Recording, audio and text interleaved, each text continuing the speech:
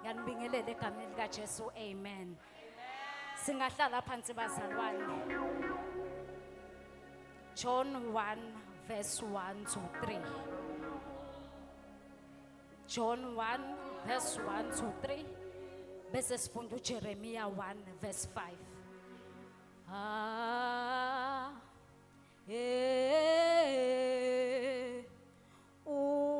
Ulungile.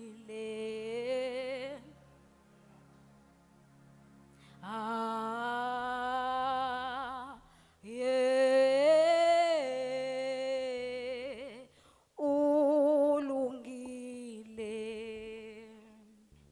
You are good. You are kind. You are faithful. We praise your name.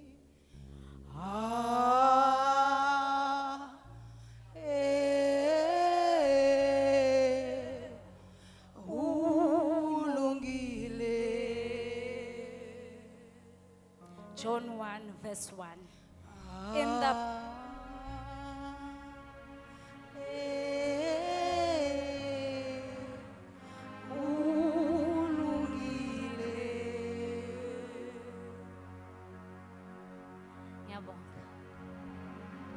Verse 1. In the beginning was the Word, and the Word was with God, and the Word was God. He was in the beginning with God. All things were made through him, and without him nothing was ever made. Jeremiah 1 verse 5. Verse 4. Now the word of the Lord came to me saying, before I formed you in the womb, I knew you. And before you were born, I consecrated you. I appointed you a prophet to the nation. Let's book khona bazalwane masibuka uJohn 1 verse 1 to 3. uJohane usivezela izinto ezimbalwa la engifuna sizibuke sikwinyanga yedominion. John usivezela ongivumele ngithi your dominion power is in knowing God in the beginning. Amandla okubusa kwakho asekwazini uNkulunkulu ekuqaleni. Lana ke sifunda khona uJohn uthi wayekhona ekuqaleni engulizwi ekulizwi. Athi akukho okwenziwe emhlabeni kungenziwanga ngaye futhi kungenziwanga nguye. uJohn usintroducer kuNkulunkulu usintroducer kumuntu obizwa ngolizwi.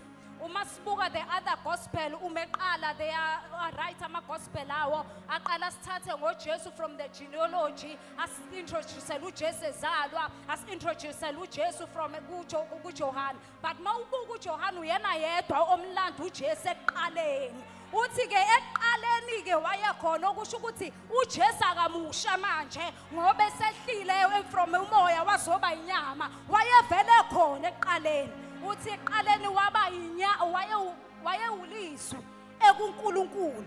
John usitshengisa ukuthi in the beginning, or is sending us in the beginning, uthi there was a person in the beginning who was called the Word, and lo lizwi wayengenje okwakuyizwe elikhulumayo lingenzi lutho, but it was an active working word. Uma sibuka eqaleni in Genesis chapter 1 usifunda uverse 2 lithi umhlaba wawukade uwudwa ungenalutho. Lithi kwase kwehla umoya kaNkulunkulu okusho ukuthi in the beginning, as we know bazalwane, that God is 3 in 1. Kwakumele kuhlukane ubuNkulunkulu besebenze bobathathu kungabi khona oyedwa ongasebenzi. Lithi iBhayibheli kwaqala kwehla umoya ongcwele wagcwalisa umhlaba. Uthesa ugcwalisile umhlaba kwase kwekhuluma uNkulunkulu ekhuluma ulizwi lo sikhuluma ngayo uJohn onguJesu. Lithi maye mkhuluma ulizwi wathi akube khona ukukhanya. Ngathi ngiyambona uJesu esuka esihlalweni sobukhosi ahamba yothatha inkanyezi afika ibeke athi uNkulunkulu usekhulumile wathi akube khona ukukhanya. So now John is introduced us to the word that was active in the creation. Uthi mayedala eseqeda ukudala konke usethi ke asenzeni abantu ngomfanekiso wethu basifuze babuse. Uma ke sibuka uNkulunkulu in his trinity, in the beginning sivezela uNkulunkulu the Father who was a king owayehlele esihlalweni sobukhosi. ingakho uNkulunkulu maye before adale thina kwakumele asakhele isihlalo sobukhosi esibizwa ngomhlaba. Wase kuba khona uNkulunkulu ulizwi uNkulunkulu umoya engcwele rather olithi iBhayibheli wayehamba emhlabeni before the creation. So umoya engcwele was working as a sustainer for the creation. Ingakho umzalwane kubalulekile ukuthi ube nayo umoya engcwele who will sustain your dominion, ozo sustain indawo yakho yokubusa. Okwesithathu sivezela ulizwi lithi ke iBhayibheli amandla okufa in Proverbs 18 amandla okufa nawokuphila asolimini lakho. Asathi bonke abalithandayo ulimi bayokudla izithelo zolimi. Akekho umuntu emhlabeni ongathanda ukukhuluma. Manje sinenkinga ngoba we talk la kumele singakhulumi khona, la kumele sikhulume khona sikhuluma. La sivezela ukuthi uJesu ngale nkathi esidala uNkulunkulu rada ethululela ubuNkulunkulu bakhe kithi. He gave us the tool of creation and he gave us the tool to place things in order. If you see a chaos in your life, you have a tool to place things in order. If you see things are not working out, God gave you a tool to place things in order. uNkulunkulu ekhuluma ethi senze nabantu ngomfanekiso wakhe basifuze. Awukazi umbona uNkulunkulu oyigwala. uNkulunkulu kwakungekho lutho, umhlaba uyidwala ungenalutho. Engaliboni mhlawumbe nawe ithemba wongeke ulibone kodwa wathi uNkulunkulu la kungaba khona ukukhanya la. Wathi la ulwandle lungahlala kahle malihleli kanje. Wathi amafe ngabambeka kahle mebambeke kanje. Ngizokutshela ukuthi mina this is the month of dominion and God has given you that power ukuthi la kungabonakala lutho elingenzeka you can create it. Umpostoli last week uthi kubalulekile ukuthi before you take dominion ilwa nalo, ilwa nenyama, subdue the flesh. Inyama iyalwa nokubusa kwakho. It is very unfortunate that uSathane ngale nkathi sinikwa the mandate of dominion wayekhona uyazi ukuthi you are given a mandate to have dominion on earth. It is very unfortunate then again ukuthi uSathane mhla kuthiwa konke kuzosebenzelana kube ngokuhle kuwe wayengekho. Yena ubethi uyaqeda ngawo uSathane kulonyaka ngamusa uNkulunkulu ethi konke kusebenzelana kube ngokuhle. Wena ubethi uzogqiba kulonyaka ngamusa uNkulunkulu ethi it's all working out for your good. Uyacabanga when we look at dominion, we're looking at the fruits. Singasho ukuthi sibona ngezithelo that you have. So now uyacabanga mhlawumbe umphathe enkampanini but inyama yakho awulwanga nayo. What kind of a leader or a kind of a king that you would be? So uNkulunkulu esekunikile ufika uhlaphazise konke. So uNkulunkulu esekunikile ufana nendodana yolahleko eyathi mina uNkulunkulu ngoba ama blessings emaningi what decide ukuthi if ama blessing asemaningi ungakuvumeli ukuthi akubuse ungavumeli ama blessing akubuse ngoba azokubulala. Ndodana yolahleko yathi kubona ukuthi konke kuningi kukhona ekhaya yathi nginike yaphuma yahamba yalahla indawo la there's a sustenance of dominion. Masuki uNkulunkulu wenze kahle ukuthi sitholele inyanga ye dominion siphuma kwi cave la khona bekuyonqotshwa inyama kuyolwa nomuntu omdala sinika umuntu omusha ukuze masifike endaweni zethu sihambe sinengqondo entsha. Ngathi wayekhona uJoseph ngale ngathi kuthiwa ethi umpostoli inqobe inyama. Ngathi uJoseph wayemlalele makufika unkosikazi kaPotifa efike yivula ethi akalale naye wathi uJoseph no it will cost me. Kukhona okuzongikhosta mangivumela lento. Kunezinto kumele ungazenzi ngoba zizokhosta ubukhosi bakho. Kunezinto kumele uyiyeke ngoba zizokhosta ubukhosi bakho. Ungavumi ukwenza yonke into ngoba ziningi izinto ezizokulahlekela. There is a lot that you may lose. Ngavumeli nabangani bakho bethi kancane baleka njengoJoseph. Uma usuhlalile wambathiswa amandla ezinye ibalekele. If it means to change your cycle, baleka. If it means change your friends, baleka. Awukwazi 2024 uhlulwe into eyodwa, 2025 usambuswa into eyodwa. Uyaziwa ngoDisemba wena meke wathola ibonus siyaburuka umphathi. 2024 it was the same thing. 2025 it's the same thing. You need to change. Ilwa nenyama yakho. Ilwa nenyama yakho ngoba nenyama yakho iyalwa nawe. Nyama yakho ifuna uphathe. Nyama yakho iyalwa nawe.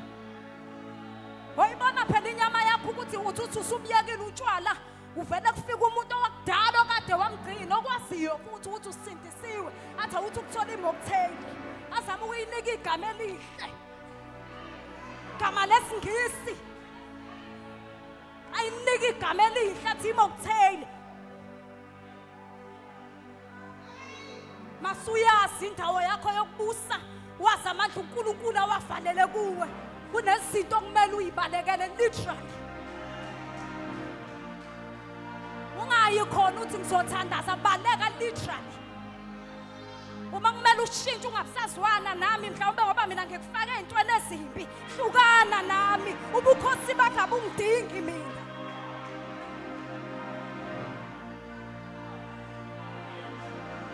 Inkinga yakho wena ufisa ukufitha yonke indawo. You want to be accepted by everyone. Your friends at school are making you do wrong things, but you still want to be accepted in that cycle. You will miss your place of dominance. You will miss your place of dominance. Uyothusa umphathi laphaya kusho ukuthi manje uhlulwa amanzi ambotshwana. Lifika likusakaza igate ka7 phela ukuba uphatha uNkulunkulu esekunikile. Uthi uNkulunkulu esekubusisile ngomshado kusho ukuthi inyama ulwanga nayo. Inyama iyanikelwa ukuthi umpostoli uPawuli nikelani imizimba yenu ibe ngumnikelo ophilileyo. Inyama iyanikelwa. Jeremiah 1 verse 5. Before you were formed, I knew you.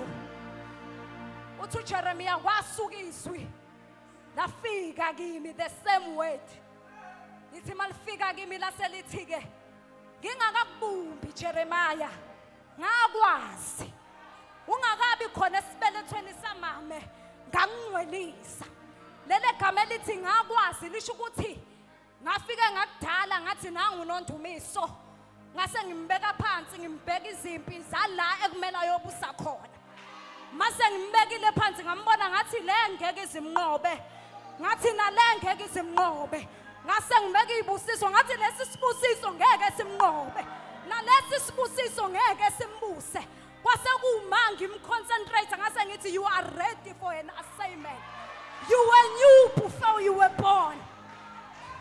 Ungakazalwa waziwa, wawaziwa 2025 ukuthi uzohamba lolu hambo. Ungakazalwa waziwa. Awukwazi wena ukushiya endleleni izimpi zohambo. Ngizokutshela ukuthi ungakazalwa waziwa. Waseyangcwelisa. He set you apart. Uma kumele kwehla izulu lizolamula wena ngenxa yokuthi you have a mark, you were set apart. You were set apart. Don't allow distraction of the world to throw you to it. You were set apart. Don't allow the things of the world to draw you into the world. You were set apart. Ungadelelanga wena ukuzobuswa izwe. Izwe kwakumele libuswe uwe. Why manje uphilisa okweswe ngoba izwe kumele libuswe nguwe. Umpostoli yithi esikushoyo esifuna ukubona 2026 rather. Yithi esikushoyo because we were set apart and we were created to have dominion on earth. Kathi ngiyambona uJeremiah esehlangana nezimpi. uJeremiah uyena lo othunjwayo. Jeremiah uyena lo hambiswa eBabylon. Uyena lo who was set apart in the beginning. Uyena futhi uJeremiah lo ofika kuphucwa isizwe sabo siphucizwe uyu Jeremiah. Jeremiah 7 lithi iBhayibheli uma uNkulunkulu ngibona umhlaba ubuhle bomsebenzi wakho ngabe kukhona yini okukwehlula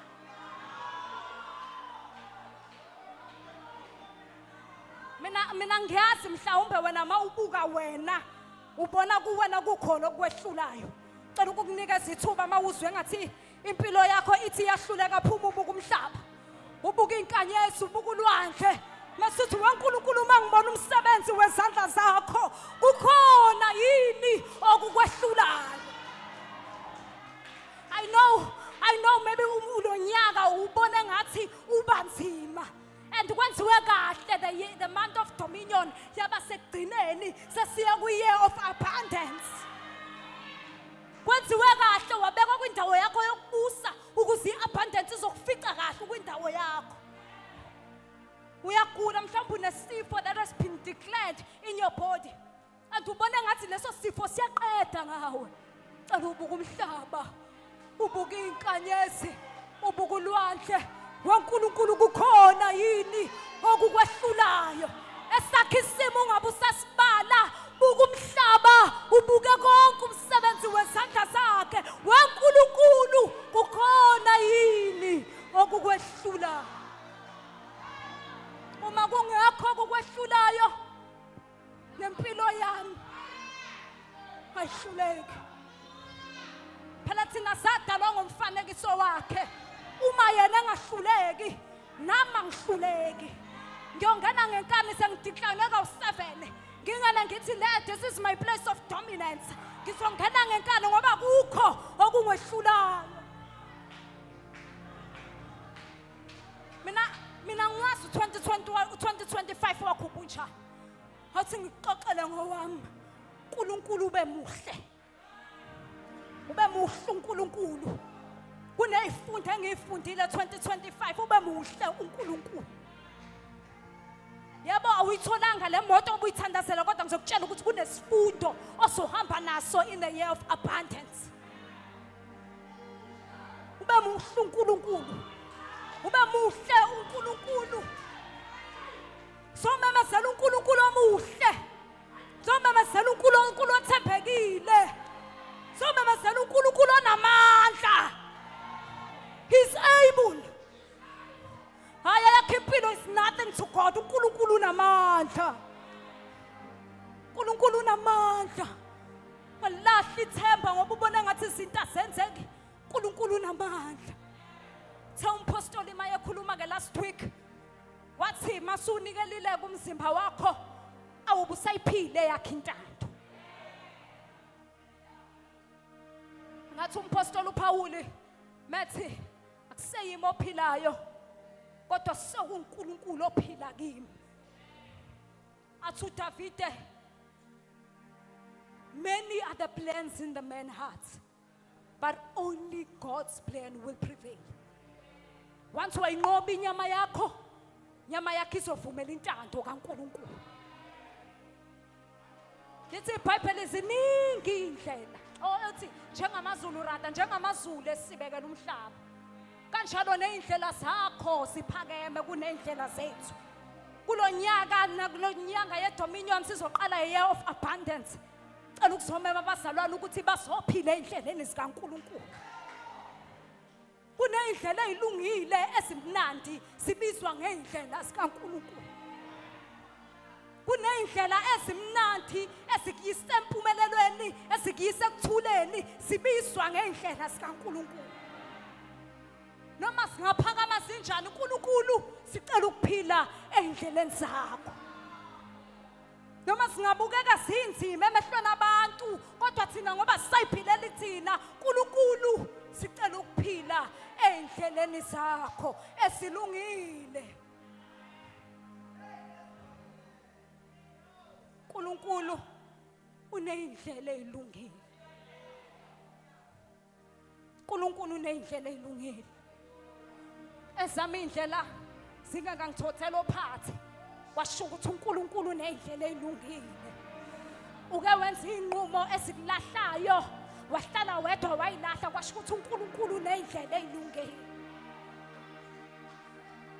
uNkulunkulu uthula ekubuka uyeweni uthi usukhona athi I set you apart.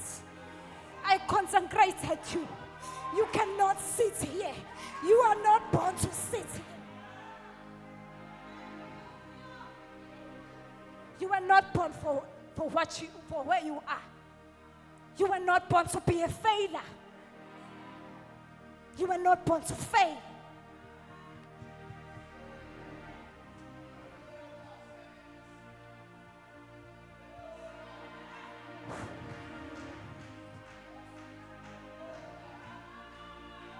You will not fail.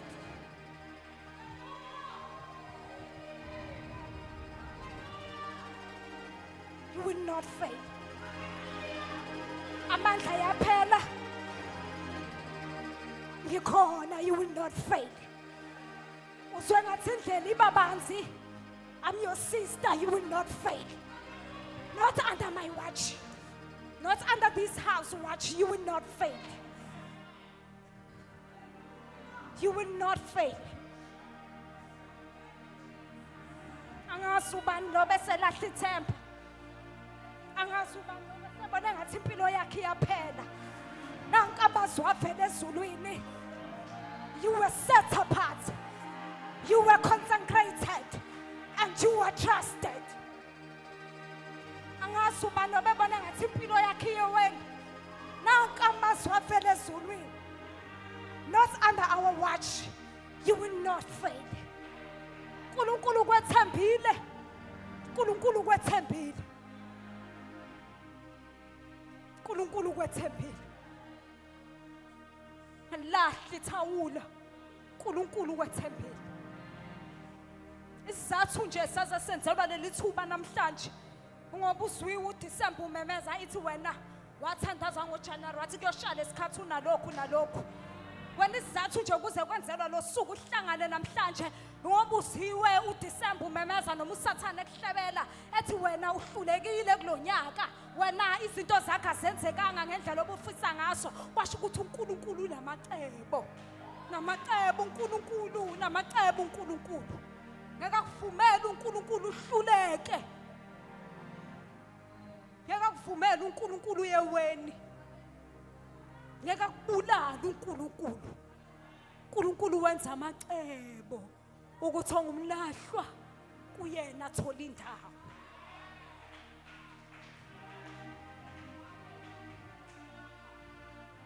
Umlahla ithemba. Amshiya uNkulunkulu. Mawumazi eqaleni ekudaleni kwakhe uzowazi amandla akhe. Mawumazi eqaleni ekudaleni kwakhe uzomazi ukuthi ayikho into emehlulayo. Mawumazi eqaleni ekudaleni kwakhe ebumba into engekho edala wena edala mina uzobona ukuthi uNkulunkulu unamandla. Bazalwane, cela ukuzomemezela uNkulunkulu onamandla. Cela ukuzomemezela uNkulunkulu ongahluleki. Cela ukuzomemezela uNkulunkulu onqobayo. Cela ukuzomemezela uNkulunkulu othembekile.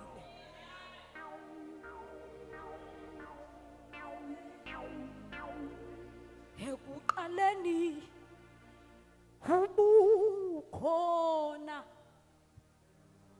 uvunguza phezu komhlaba. Our life uNkulunkulu akhulume bese wena wenze. Angimazi uNkulunkulu ufuna ukwenzani kodwa namhlanje udwele kithi ubusa kithi eshathakathe moyo ngcwele heya shantakati hedwala wala kithi Sharante kitapa santa urataya walutiki mutiki Uyongcwele busa kithi.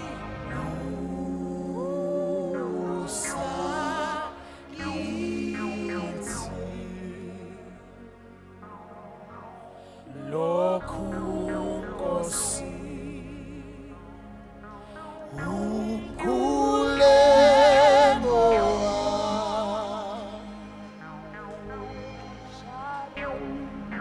Ratakata. Busa kithi. Uyongcwele.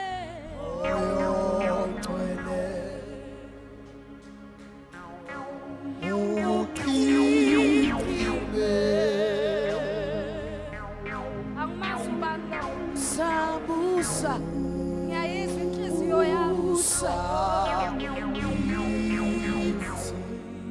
Angimazi ubani lo.